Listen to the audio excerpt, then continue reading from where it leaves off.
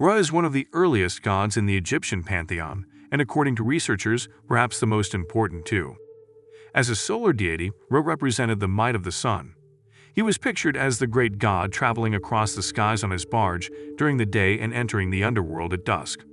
But how was Ra established in the first place, and what significance does he hold for his followers? Let's dive into Egyptian mythology.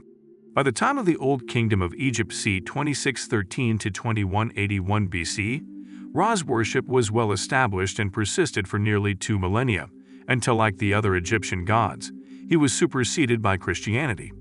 The oldest religious writings in existence, the pyramid texts, which were engraved on the sarcophagi and walls of tombs at Saqqara, between 2400 and 2300 BCE, are where Ra is first referenced. At the time these texts were written down, Ra worship was assumed to have sprung from an older oral tradition. Unu, also known as Heliopolis, which is Greek for the city of the sun god, was the location of the religion. Ra is portrayed in the pyramid texts as not just the ultimate ruler of the gods or a soother of the freshly arriving soul in the hereafter, but the divine balance and order. He was referred to as the self-created one, similar to the deity Atum, who establishes order, gives birth to the other gods, and builds the world while standing on the primordial mound amidst the chaotic waters. Ra is enabled in this through the power of Heka, who was both the god of magic and magic itself. Ancient Egyptians believed that magic was divine energy that both made all that existed possible and permitted transformation.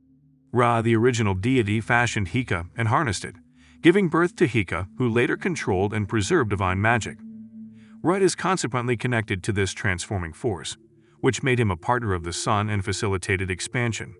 He, once connected to the sun, was associated with Horus, the sky god and solar deity, and was worshipped in this association as Re-Horakti, the creator god Atum, and finally Amun, the unfathomable embodiment of the nature of existence, as the defender of order in the seen and unseen world. In this role, he was known as Amun-Ra. He is almost always depicted as the falcon-headed male with the solar disk above his head, although sometimes also shown as a scarab beetle. By the Second Dynasty of Egypt, his religion was well established and shown in the form of sacrifices performed in temples devoted to him. The construction of the sun temples of the time occurred as a result of monarchs of the Fifth Dynasty associating their reigns with Ra.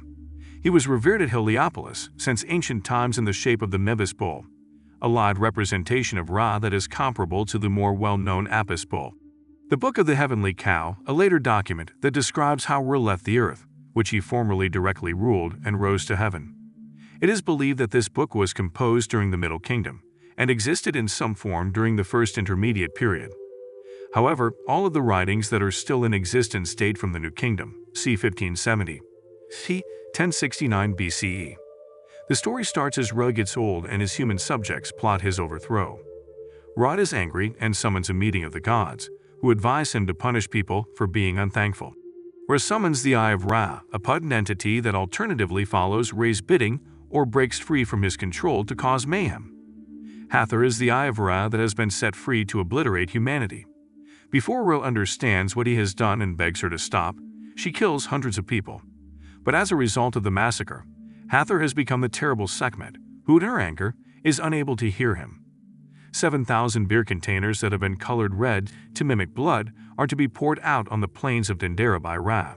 Drinking the blood beer, Hathor's Sekhmet falls asleep and awakes as Hathor, who promises to be a friend to humanity going forward. Ra requests to be carried into the heavens by the goddess Nut because he is sick of governing over people. Thus, he is carried into the sky on the back of Nut, who transforms into a celestial cow.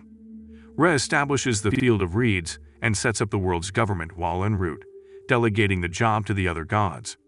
Ra has retired and will now only be concerned with maneuvering his massive barge across the sky. However, before Osiris was assassinated by his brother Set, who then stole authority, Ra devised the laws that were eventually given to humanity by Osiris and Isis at the height of their rule. Sunlight, agricultural growth, and seasonal changes were all signs of Ra's presence on Earth. Ra was worshipped through the houses of life, scriptoria that were affixed to temples, and served as repositories for scribes' writings, which were guarded by Thoth, the god of writing, and Seshat, his consort. The written word was given to humanity by Thoth, but as the creator of all, it ultimately emanated from Ra.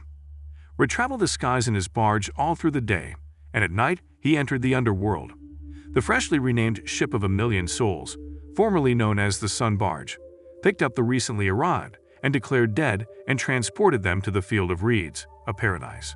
At this point, Ra and Osiris, the judge of the dead, become one entity, and Osiris and Re are viewed as the corpse and the soul of the same deity, Ra-Osiris. Ra converses with Osiris on the most profound levels in his capacity as this god, maybe confirming which souls have been justified before transferring them, and then continues through the darkness of the underworld toward the dawn of heaven. The serpent Apophis attacks the barge as it travels through the underworld to murder Ra and stop the sunrise. Apophis makes an attack every night, but he is always thwarted. The justified dead are then transported to their final place, and the sunrise is seen by the Egyptians. But this isn't the only way that a spirit may travel to paradise. The soul must appear before Osiris for judgment. Ra was regarded as being present at the judgment either visibly or in his Ra-Osiris form. One of Ra's daughters, Ma'at, represented him in the trial and was one of his defenders aboard the barge.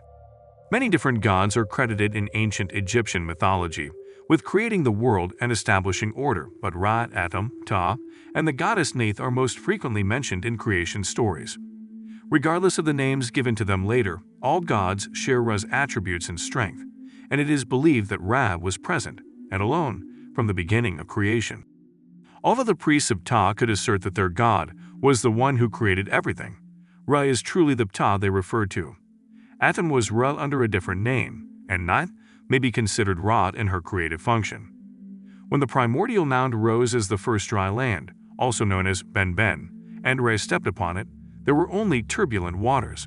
When Ra realized he was alone, he could open his genital organ, and from the blood created Hu, or authority, and Sia, or thought. He then mated with his own shadow to produce Shu, the god of air, and Tefnut, the goddess of wetness, who then left to build the universe.